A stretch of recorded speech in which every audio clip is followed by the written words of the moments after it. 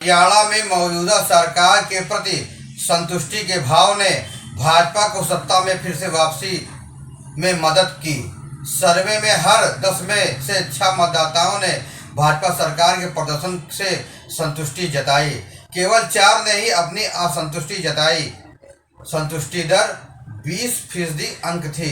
सरकार से पूरी तरह संतुष्ट लोगों में से 3/4 ने भाजपा को मजबूती से वोट दिया, जबकि पूरी तरह असंतुष्ट लोगों ने 3/4 ने कांग्रेस को वोट दिया। जो लोग समर्थन या असंतोष में कम स्पष्ट थे, वे दोनों पार्टियों के बीच समान रूप से विभाजित हुए। एक दिलचस्प बात यह रही कि भाजपा और कांग्रेस दोनों ने स्थानीय मुद्दों पर ध्यान केंद्रित किया। दोनों पार्टियों के बीच वोट शेयर का अंतर 1% से भी कम रहा। इसी वजह से भाजपा उम्मीदवारों की जीत का अंतर कम रहा, जबकि कांग्रेस उम्मीदवारों की जीत का अंतर अधिक रहा। दूसरा अहम कारक मतदाताओं का पार्टी से जुड़ाव का रहा, यानी तय था कि किसे समर्थन करना है, किसे नहीं। 10 में से 6 से अधिक मतदाताओं ने कहा कि उनका मतदान पार्टी से जुड़ाव तय करता है। साथ ही दलों के नेतृत्व ने भी अहम भूमिका निभाई। सबसे पसंदीदा सीएम उम्मीदवार दोनों पार्टियों के प्रमुख चेहरे थे। भाजपा से मौजूदा सीएम नायब सिंह सैनी, कांग्रेस के दावेदार भूपेंद्र सिंह हुड्डा से मामूली अंतर से आगे थे। मोदी कारक ने भी भाजपा की जीत में अहम भूमिका निभाई, जबकि राहुल गांधी कारक ने ऐसा नहीं किया। तीसरा अहम घटनाक्रम यह था कि करीब 10 साल तक सीएम रहे मनोहर लाल खट्टर की तुलना में मात्र 6 महीने से थोड़ा अधिक समय तक सत्ता में रहने वाले सैनी को मतदाताओं ने अधिक पसंद किया। मतदाताओं ने किसानों के कल्याण और विकास के मुद्दे पर भाजपा को कांग्रेस से बेहतर माना। हालांकि यह अंतर मामूली रूप से ही है। किसानों के लिए कल्याणकारी योजनाओं के लाभार्थियों ने बड़ी संख्या में भाजपा को वोट दिया, जबकि गैर लाभार्थियों ने कांग्रेस को वोट दिया।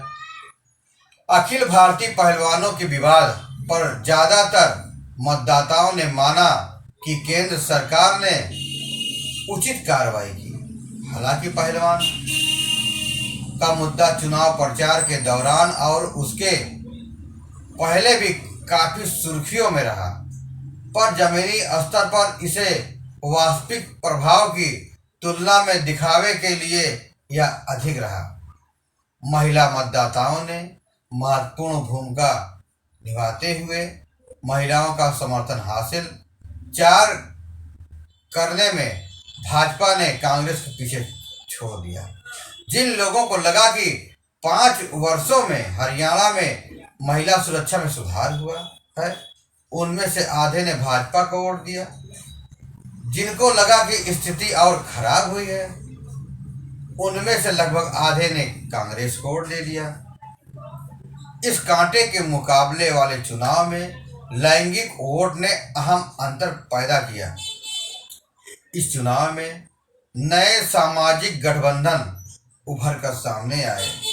हरियाणा में ऐतिहासिक रूप से जाट बनाम गैर जाट होता रहा। ये पूरे हरियाणा में चला, गैर जाट बनाम जाट। इस बार कांग्रेस ने जाट वोटों को अपने पक्ष में करने की भरपूर कोशिश की। हालांकि उसे जाट वोटों का बहुमत हासिल हुआ, लेकिन 2 महत्वपूर्ण घटनाक्रम हुए। इंडियन नेशनल लोकदल ने जाट वोटों का एक हिस्सा 5% हासिल किया, जिससे कांग्रेस का जाट वोट बैंक बट गया, जबकि कांग्रेस पूरी तरह से जाटों के एकजुट होने की उम्मीद कर रही थी। इससे भी अहम बात यह रहा कि जाट वोटों को एकजुट करने के कांग्रेस के प्रयासों से भाजपा के पीछे गैर जाटों लामबंद हो गए। भाजपा ने ब्राह्मणों, पंजाबी खत्रियों, यादवों और गैर जाटों अनुसूचित जात शक्तियों के बीच अपना मजबूत आधार तैयार किया। यह नया इंद्रधनुषीय गठबंधन स्पष्ट रूप से उनके लिए फायदेमंद रहा और उसे जीत मिली। कांग्रेस को पार्टी अंदरूनी कलह की भारी कीमत चुकानी पड़ी। भूपेंद्र सिंह हुड्डा और कुमारी शैलजा के बीच सीएम पद की दावेदारी की खींचतान का असर साफ तौर से दिखा। 10 में से 6 मतदाताओं का मानना था कि इस अंदरूनी कलह और इसके व्यापक प्रभाव से पार्टी की संभावनाओं को नुकसान पहुंचा है। केवल 1/4 मतदाताओं का मानना था कि मतदाता की पसंद को प्रभावित करने में यह कोई महत्वपूर्ण कारक नहीं था। इस प्रकार पूरे चुनाव अभियान के दौरान दिखाई देने वाले कांग्रेस के अति आत्मविश्वास और आंतरिक संघर्ष ने भाजपा को हार के मुहाने से जीत छीनने का मौका दे दिया। इस प्रकार भारतीय जनता पार्टी हरियाणा में प्रचंड बहुमत के साथ जीत गई और कांग्रेस देखती ही रह गई। फिर मिलेंगे नई जानकारी के साथ, नई खबरों के साथ। आपको यह खबर कैसी लगी कृपया कमेंट बॉक्स में कमेंट देना ना भूलें। फिर मिलेंगे नई जानकारी के साथ, नई खबरों के साथ। तब तक आप स्वस्थ रहें, सुरक्षित रहें, खुश रहें। धन्यवाद।